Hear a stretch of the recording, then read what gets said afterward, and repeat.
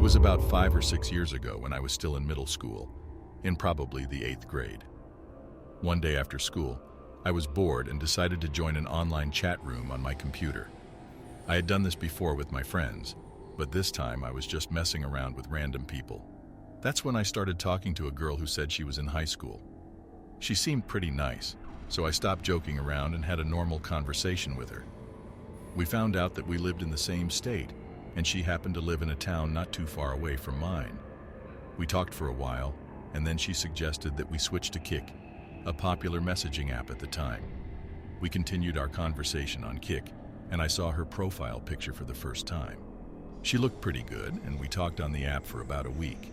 I was excited that a good-looking older girl seemed to be into me. I asked her for her Snapchat, but she said she didn't have one. I didn't think much of it because Snapchat was still relatively new. Eventually, she suggested that we hang out. I was thrilled, but I couldn't drive because I was only 13. However, she said she had just turned 16 and had gotten her license. I gave her my address and we agreed to meet up on Friday after school. When Friday came around, I messaged her right away, but she didn't respond. I waited and waited, but still no response. I grew impatient and assumed that she had changed her mind about coming. Later that night, I checked Kik again, and her account was gone. I figured she had blocked me, but I wasn't too mad about it. A few days later, she messaged me again, apologizing for not showing up and saying that something had come up. By that point, I had pretty much lost interest in her, so I didn't respond. I turned off the notifications for the Kik app and went about my business. That evening, when I got home from school, I noticed that my window was open. I always kept it shut, so I assumed that one of my parents had opened it for some reason and closed it. I did my homework and played video games for the rest of the night. When it was time for bed, I got curious about whether the girl had responded to me, so I checked the Kik app. That's when I saw the messages, 5 of them, all from the same girl. As I read them, I started to feel chills down my spine. The first message said she had decided to come over that day. The next one said she was there and asked where I was. Then she sent a picture of my bedroom. The message after that said she would wait for me in my closet. And the last message, sent just an hour ago, said to look in my closet. I couldn't move. I just sat there, staring at the screen, trying to process what was happening. I slowly got up, unable to take my eyes off the closet door. As I started to walk towards it, the door slowly began to open. My jaw dropped when I saw a full-grown man inside my closet. I didn't even hesitate. I ran out of my room as fast as I could and down the hall to my parents' bedroom. I woke up my parents, telling them there was a man in my closet. They were confused, but my dad didn't think I would make something like that up, so he went to check. He came back a couple of minutes later, saying that the man was probably gone, but that he had seen how my closet was messed up and my window was wide open once again. It was clear that someone had broken into my room. My parents immediately called the police, and they came to investigate the break-in. I was too embarrassed to tell them the story about the girl from Kik, so we all just assumed it was a random break-in. However, I couldn't help but wonder if the man in my closet had something to do with the girl. For days, I was haunted by the thought of that man in my closet. I couldn't shake the feeling that something terrible had almost happened to me. I started having nightmares and struggled to sleep at night. I felt violated and unsafe in my own home. It wasn't until a few weeks later that I found out the truth. The police had caught the intruder, and he had confessed to breaking into my room. He had been watching me for days, and he had used the girl from Kik as a way to get close to me. He had created a fake account using a profile picture of a teenage girl to lure me into a false sense of security. It was all part of his plan to break into my room and do who knows what to me. I was horrified. The thought of being watched and targeted by someone like that made my skin crawl. I couldn't believe that someone would go to such lengths to harm a child. The incident changed me forever. I realized that the internet can be a dangerous place, and you never know who you're really talking to. I became more cautious about who I talked to online and never gave out personal information again. I also made sure to always lock my windows and doors, even when I was at home. Looking back on it now, I'm grateful that I made it out of that situation unscathed, but I can't help but think about how easily things could have gone differently. If I had gone into that closet, or if that man had decided to come out, I might not be here today. The incident taught me to be more careful and aware of my surroundings, and I'm grateful for that lesson. It was a frightening experience, but it was also a wake-up call that I will never forget. I hope that my story can serve as a warning to others about the dangers of the internet and the importance of staying safe online. My name is David Argento, and I'm a patient at St. Anne's Hospital in North London. Dr. Martin, who is kindly allowing me to use his laptop, suggested that I write down what happened to me. It's been difficult to put it into words, but I feel like I need to get it out of my head. It all started 4 nights ago when I went up to the loft to burn my old school books. I had just finished my GCSEs and couldn't wait to be rid of them. As I was throwing them into the pile, I noticed a red CD-ROM case. It was about the size of an average book, and there were no words on it. I was intrigued, thinking it was a computer game left behind by the previous owners of the house. I took the case down to my old laptop and inserted the disc. A red box with no text appeared on the screen for half a minute before it went black. Then the words, "Welcome to Chatroom."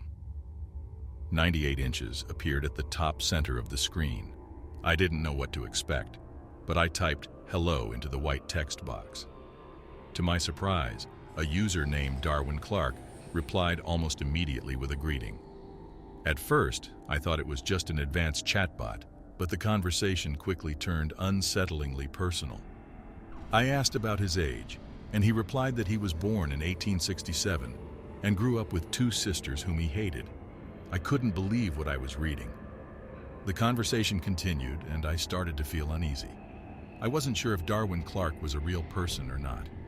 When I tried to shut down the computer, it became unresponsive. The chat room opened by itself, and I got a message that read, "You have not heard everything yet." I was terrified. I felt like I was losing my mind.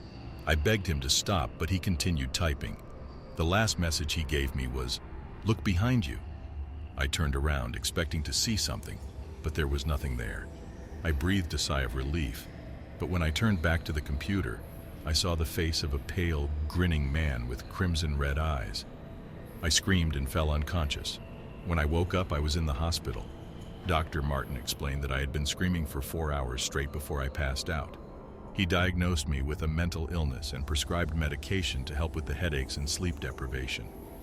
I'm writing this story to warn others about the danger of the red CD-ROM case in the chat room. It's been difficult to talk about it because it feels like I'm reliving the experience every time I think about it. But I need people to know that there's something out there that can drive you to the brink of madness. I've been having trouble sleeping since the incident. Every time I close my eyes, I see the face of that pale, grinning man. It's like he's haunting me. I don't know what to do. I've been thinking about what Darwin Clark said to me. He told me that he faced judgment for his transgressions and that his sisters had met with a tragic accident. I can't shake the feeling that there's more to this story than what he told me. I've been doing some research, and I found some interesting things. Apparently, there was a man named Darwin Clark who lived in London in the late 1800s. He was a well-known serial killer who murdered his 2 sisters and then disappeared. His case was never solved, and there were rumors that he had made a deal with the devil. I don't know if it's the same. I don't know if it's the same Darwin Clark from the chat room, but the similarities are too eerie to ignore. It's like he knew about the previous owners of my house and about the murder of his sisters. I can't explain it, but something about the whole thing feels supernatural. I've been trying to find information on the red CD-ROM case, but I can't seem to find anything. It's like it never existed. I'm starting to wonder if it was some kind of portal to another world, or if it was just a tool used by Darwin Clark to communicate with me. Either way, I know that I can't go back to that chat room or use the red CD-ROM case again. The experience was too traumatic, and I don't want to risk my sanity by interacting with that thing again. As I sit here in my hospital bed, I can't help but feel like I'm being watched. I don't know if it's just my imagination or if there's something more sinister at play. I keep seeing glimpses of that pale, grinning face out of the corner of my eye, and it's starting to drive me insane. I don't know what to do. I don't know who to talk to about this. Part of me wants to reach out to other people who have had similar experiences, but I'm afraid that I'll only be met with skepticism or ridicule. For now, all I can do is wait and hope that this nightmare will eventually come to an end. I know that I'll never be the same person again after this. The experience has changed me in ways that I can't even begin to comprehend. As I finish writing this, I realize that there's still so much that I don't know about Darwin Clark and the red CD-ROM case. But one thing is certain, I will never forget the terror that I experienced that night, and I will never underestimate the power of the unknown. It had been 6 months since I had last visited the chat room. I used to find it fun to wind down at the end of a night out, chatting with like-minded people who shared my love for all things horror. We'd talk about horror films and books, but more often than not, we'd just chat about anything and everything. It was a great way to relax and connect with people from all over the world. The chat room had a real mix of users. There were the core group of regulars like Happy Harry, who always made me laugh with his quick wit. And then there were the occasional users who would pop in once and then never be seen again.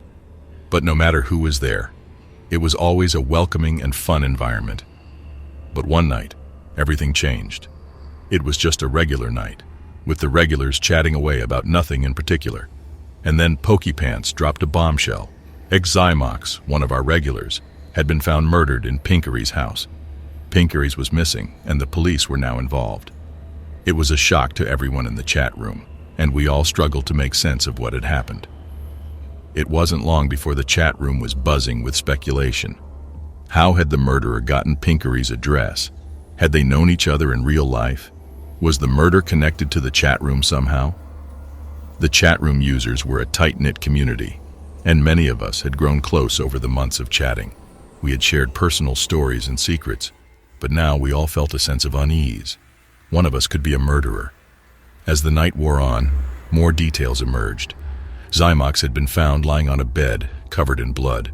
Written on the wall behind him in blood were the words, "Pink Aries is mine."